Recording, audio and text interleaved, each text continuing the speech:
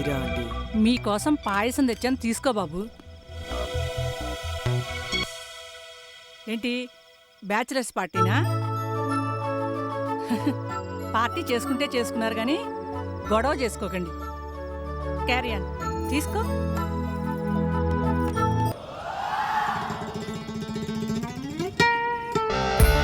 ఈ రోజుల్లో తెలియదు ఎవరికి చెప్పు.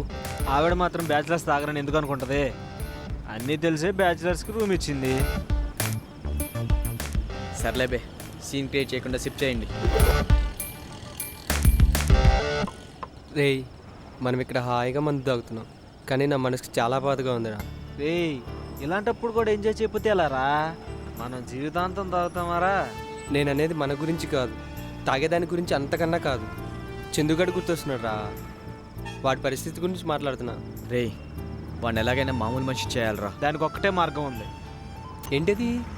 ఏం లేదురా, ఏదైనా ఒకరోజు వీలైతే మంచి కత్తి లాంటి ఫిగర్ని తీసుకురావాలి మామ. రేయ్, చందుగాడు మామూలు మనిషిగా మాట్లాడడానికి ప్లాన్ చెప్పరా అంటే నువ్వేంట్రా అమ్మాయిలు అదేదో మాట్లాడుతున్నావు? నేను చెప్పేది కూడా వాడు మారడానికేరా. అదెలా రా? హారిక చనిపోయినప్పటి నుంచి వాడు ఒక సైకోగా మారాడురా.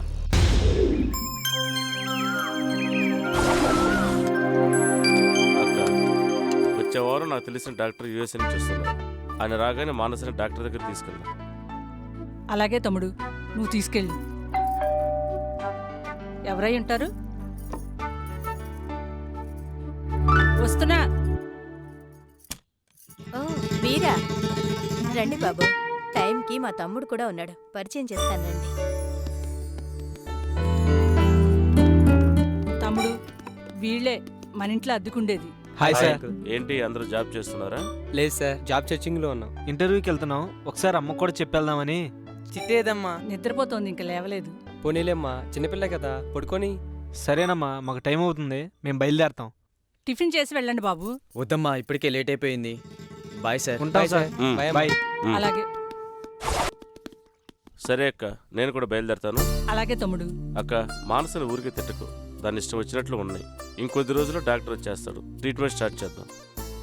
సరే అక్క, నేను బయలుదేరతాను. సరేరా, జాగ్రత్తగా వెళ్ళిరా.